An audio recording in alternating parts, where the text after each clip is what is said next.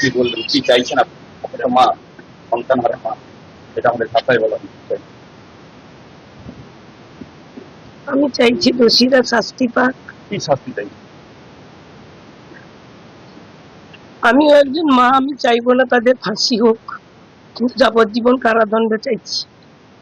আর চাইছি যে আমরা ভারতীয় জনতা পার্টি করি বলে আমরা আজকে ক্ষমতায় আসার জন্য আমাদের সভাপতি বিরোধী দলনেতা যখন বলছেন সুশৃঙ্খল ভাবে থাকতে,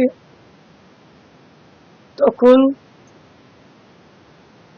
শাসক দলের যারা গরম গরম বক্তব্য দিয়েছিল যে 4 তারিখের পরে দিল্লির কোনো ভাব রক্ষা করতে পারবে না, সেটাই তারা দেখিয়ে দিল।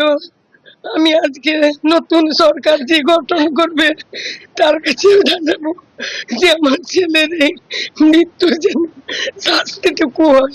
আমার ছেলে যদি অ্যাক্সিডেন্টে কোনো অঘটন ঘটতো, আমার মনে হয় এত কষ্ট হতো না। তাকে যেভাবে কষ্ট দিয়ে এতটাইরা মারলো, এটা পুরো তৃণমূলেরই সাজানো গল্প। কি কারণে মৃত্যু হতে পারে বলে আপনি মনে করছেন মা হিসেবে? এখানে শুভেন্দু বাবু মমতাকে হারিয়েছে, যার জন্য আমার মনে হয় এই প্রতিষ্ঠা।